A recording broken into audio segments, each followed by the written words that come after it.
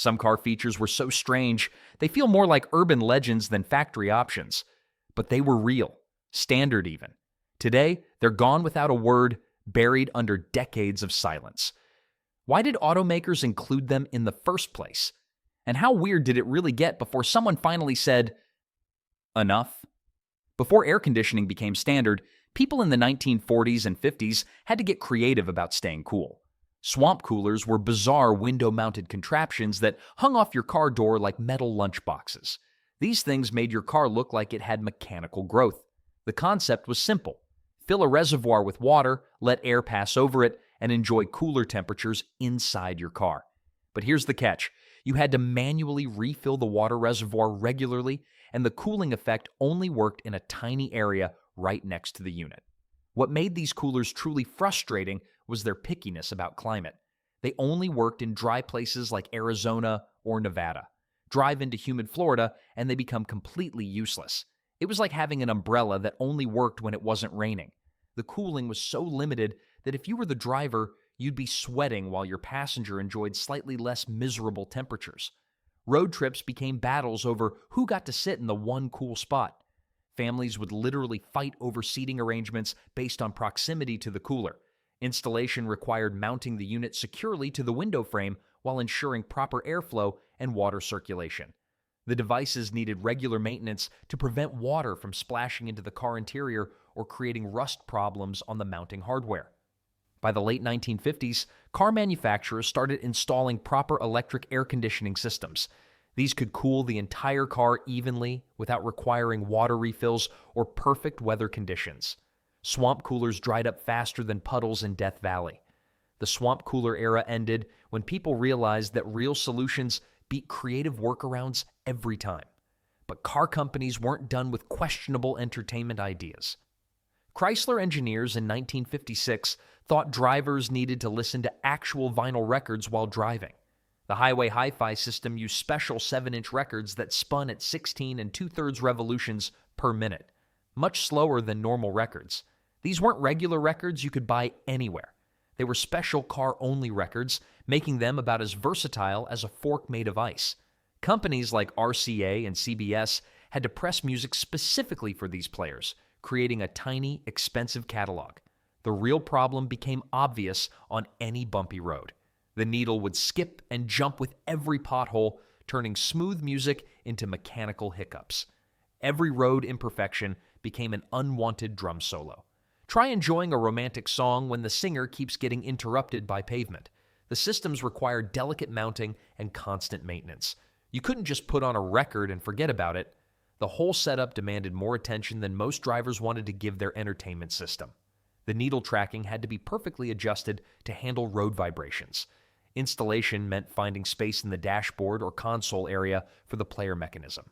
The units were surprisingly bulky and required careful positioning to minimize vibration transfer from the car's structure to the delicate turntable components. Limited music selection made things worse. You were stuck with whatever the car companies decided to produce, and if your record got damaged, finding a replacement was nearly impossible. The catalog never approached what radio stations offered. Record players in cars lasted about as long as chocolate fireplaces. By the early 1960s, AM/FM radio and 8-track tapes offered better reliability and music variety without the mechanical drama. Speaking of questionable luxury features, some car buyers wanted even stranger amenities. Some wealthy car buyers in the mid-20th century decided their custom limousines needed built-in toilets. These installations included holding tanks, foldable seats with covers, and basic privacy screens for long-distance travel without rest stops. The engineering was impressive, even if the concept was like building a bathroom inside a blender. These systems were never mass-produced, staying in the realm of expensive custom modifications for people who had already bought everything else. Waste disposal became a nightmare. You couldn't dump contents anywhere, and finding proper disposal sites required advanced planning. The holding tanks needed constant cleaning and maintenance, turning luxury car ownership into a sanitation job. Hygiene was nearly impossible to maintain. Keeping a toilet clean in a bouncing vehicle was harder than folding fitted sheets blindfolded. The confined space made ventilation difficult, and the combination of motion and waste created situations nobody wanted to deal with. The systems added significant weight and complexity while requiring major structural modifications. Installation meant cutting into the car's frame and rerouting multiple systems, creating expensive maintenance headaches. The additional plumbing and waste management components took up valuable interior space. Cost was prohibitive even for wealthy buyers. Beyond the initial installation expense, ongoing maintenance and specialized service requirements made these systems financial drains. Insurance companies often refused to cover damage related to the toilet systems. The rise of better highway rest stops and recreational vehicles with proper bathroom facilities made these automotive toilets obsolete. By the 1970s, even millionaires preferred stopping at gas stations to dealing with mobile plumbing disasters. The next feature was more mainstream, but equally doomed. Car manufacturers in the 1970s thought swiveling front seats would solve the problem of getting in and out of cars gracefully. Models like the Chrysler Cordoba featured seats that could rotate outward to face the door, making entry and exit easier. It was like having a lazy Susan for your car seat, except this one cost thousands and occasionally trapped you. Some systems used manual levers, while expensive versions had electric motors that slowly spun the seats with mechanical groaning sounds. The concept worked well for elderly drivers and people with mobility issues. Getting into the car became less athletic and more like simply sitting down in a regular chair. Marketing pitched it as both luxury and accessibility, appealing to buyers who valued convenience. But the mechanical complexity created constant problems. Springs broke, motors burned out, and pivot points wore down from repeated use. Nothing ruins luxury quite like being stuck sideways between facing forward and facing the door. The installation required reinforced floor mounting points and complex linkage systems. The swivel mechanisms had to support the full weight of seat and passenger while maintaining structural integrity during crashes. This engineering challenge drove up manufacturing costs significantly. Warranty claims became frequent as the systems aged. The multiple moving parts and electrical components in motorized versions created numerous failure points. Dealers struggled with repair procedures that required specialized knowledge and expensive replacement parts. Safety regulations eventually killed swiveling seats. When airbags became mandatory, engineers realized that rotating seats made proper airbag deployment impossible. The bags were designed for passengers in specific positions. They spun out of existence faster than a broken washing machine. Meanwhile, French engineers were developing something far more ambitious. Citroën introduced hydropneumatic suspension in 1955 with their DS model. This system used hydraulic fluid and pressurized nitrogen gas to automatically adjust ride height and provide extraordinary comfort over road imperfections. The car could raise, lower, and self-level based on load and road conditions. It was like having a vehicle that could do automotive yoga while you drove. Drivers could manually control height for different terrain or even raise one corner to change a tire without a jack. When everything worked properly, the ride quality was magical. The car seemed to float over bumps and potholes, providing comfort that traditional suspension couldn't match. Passengers felt like they were gliding rather than driving on regular roads. But maintenance was a specialized nightmare. The system required hydraulic pumps, accumulators, height sensors, and control valves that needed expert knowledge to service. Finding a mechanic who understood hydropneumatic suspension was rarer than finding honest politicians. The complexity was staggering. Each wheel had its own hydraulic cylinder connected to a pressurized nitrogen sphere. The central hydraulic system included multiple pumps, filters, and reservoirs that required regular fluid changes and seal replacements. Failure modes were spectacular and expensive. When components broke, which happened regularly, the car could become undrivable or unsafe. Hydraulic leaks would leave vehicles sitting at unusual angles, and pump failures meant complete loss of suspension function. The weight penalty was significant. All those hydraulic components added hundreds of pounds, hurting fuel economy and increasing complexity. Simple suspension problems became expensive repair projects requiring specialized equipment. The system was more temperamental than an opera singer with allergies. Electronic suspension systems eventually provided similar benefits with less complexity and better reliability. While Citroën perfected floating rides, American engineers tackled driver convenience. Ford engineers created Swingway steering wheels for their 1961 Thunderbird. The The steering wheel could pivot about 20 degrees to the right when the car was in park, creating more space for driver entry and exit. It was like your car politely stepping aside, except the politeness came with mechanical complexity that could strand you. The mechanism connected to the gear selector through linkages that moved the wheel automatically when you shifted into park. For drivers in bulky clothing or people with larger builds, the extra space was genuinely helpful. Getting behind the wheel became less of a squeeze, especially in cars with bucket seats and center consoles that limited movement room. But daily use revealed serious problems. The linkage system developed adjustment issues, and the pivot mechanism could bind or develop play over time. Nothing was more embarrassing than having your steering wheel refuse to swing back, leaving you with a sideways wheel and nowhere to go. The interconnected systems created multiple potential failure points. If any component in the linkage chain broke or came out of adjustment, both steering and gear selection could be affected. This mechanical interdependence made simple problems complicated and expensive. Installation required precise assembly and regular adjustment to maintain proper function. The linkage between gear selector and steering column needed exact positioning, and any wear would affect operation. Service procedures were complex and time-consuming. Safety concerns emerged when engineers realized that linkage failures could affect both steering control and gear shifting. The interconnected systems created risks that didn't exist with fixed steering wheels. Ford discontinued the feature faster than a bad sitcom gets canceled. Tilt and telescoping steering columns provided similar ergonomic benefits with much less complexity. Now, let's go back to automotive history's most dangerous feature. Before 1912, starting your car required inserting a metal crank into the front of the engine and turning it vigorously until the motor caught and ran. Manual hand crank starters turned every morning commute into a potential trip to the emergency room. It was like trying to start a 2,000-pound lawnmower that could break your arm if you did it wrong. Engine compression would build up as you cranked, and when the engine fired, the crank could kick back with bone-breaking force. Proper technique was crucial for safety.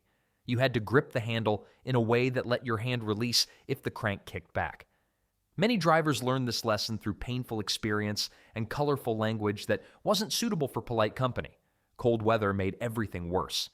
Thick oil resisted turning, requiring more effort to spin the engine fast enough to start. Winter mornings turned car starting into an Olympic sport where the prize was getting to work with unbroken limbs. The physical demands excluded many potential drivers. Women often lacked the upper body strength required for successful cranking, creating real barriers to car ownership and independence.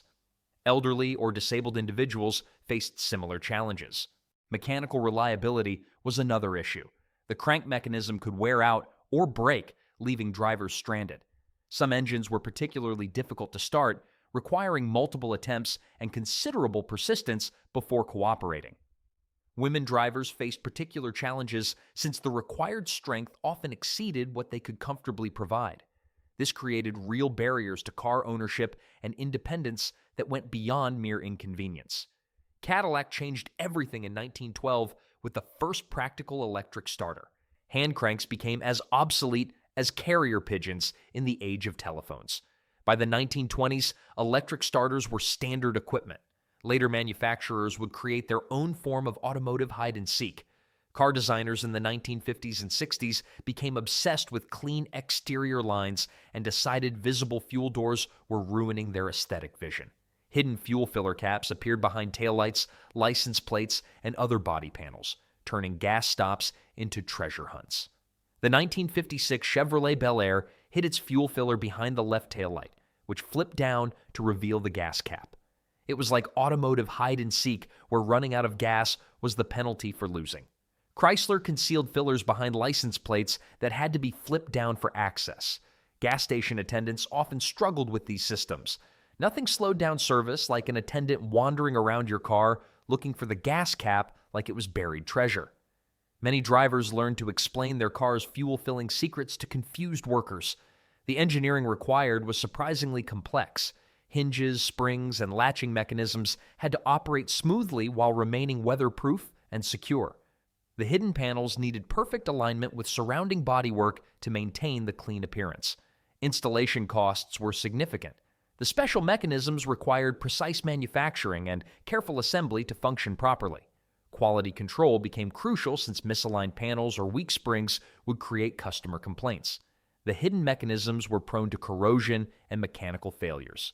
Springs weakened, hinges bound, and latches stuck, turning simple fuel stops into repair sessions. Road salt and humidity made these problems worse over time. Fuel spills became more likely too. The awkward angles made it harder to insert nozzles properly and maintain good seals during filling. Spilled gasoline on pristine paint defeated the whole purpose of looking sleek. By the 1970s, manufacturers returned to conventional side-mounted fuel doors. Consumer feedback proved that convenience trumped aesthetics when people needed gas. Speaking of automotive safety innovations, the next feature had good intentions. The late 1980s brought automatic seatbelt systems that moved shoulder belts into position when you closed the door or started the car. These motorized contraptions were supposed to force people to wear seatbelts automatically, solving the problem of manual buckling. The government said, "Make people wear seatbelts automatically," and engineers responded with robot butlers that only knew one job. Federal regulations drove development before airbags became standard, requiring passive restraint systems that would protect occupants without conscious action. The motorized track ran along the doorframe and roofline. When you got in and closed the door, a motor slowly pulled the shoulder belt across your chest. The process sounded like a garage door opener having an identity crisis, but the safety logic was flawed. Most systems only automated the shoulder belt, leaving drivers to manually fasten the lap belt. Many people ignored the lap belt entirely, reducing effectiveness and sometimes creating new hazards from improper restraint positioning. The mechanical complexity was staggering. Motors, tracks, sensors, and control modules all had to work together perfectly. When any component failed, the entire system would malfunction, sometimes trapping occupants or failing to engage at all. Installation required significant modifications to door frames and roof structures. The track systems needed precise alignment and secure mounting to handle the forces involved in belt operation and potential crash situations. Mechanical problems were constant. Motors burned out, tracks developed squeaks and grinding sounds, and sensors failed regularly. Some drivers got trapped by malfunctioning belts, while others dealt with systems that wouldn't engage. Emergency exits became comedic disasters when you had to wait for the belt to retract or fight against broken mechanisms. Airbag technology made automatic seat belts obsolete by the mid-1990s. While safety engineers wrestled with restraint systems, another feature was disappearing due to social changes. From the 1930s through the early 2000s, cars came equipped with multiple built-in ashtrays and cigarette lighters throughout the interior. Dashboards, door panels, and rear seats all featured dedicated smoking accessories for when over 50% of adults smoked regularly. Every seating position had its own ashtray, like assigned smoking stations in a mobile tobacco convention. Cigarette lighters were precision-engineered heating elements with chrome accents that matched interior trim perfectly. Car manufacturers put serious design thought into ashtrays. They needed proper size, convenient access, and fire safety features to prevent accidents. Some luxury cars had ashtrays so elaborate they looked like tiny architectural monuments to nicotine. The rear seat installations were particularly clever, often built into seat backs or door panels so families could smoke together during long trips. The resulting interior atmosphere would create fog thick enough to challenge visibility. Manufacturing costs for these systems were significant. Each ashtray required its own tooling, mounting hardware, and interior integration. Cigarette lighters needed electrical connections and heating elements that met safety standards while matching aesthetic requirements. Cleaning ashtrays became part of regular maintenance routines. Old cigarette smell would permeate upholstery, headliners, and ventilation systems, creating interior odors that were nearly impossible to eliminate completely. The transformation from mobile smoking lounge to smoke-free zone happened so completely that teenagers probably think ashtrays were cup holders for tiny drinks. Today's cars might have one power outlet where the cigarette lighter used to be. These 10 weird features remind us that automotive innovation often means trying brilliant ideas until reality proves otherwise.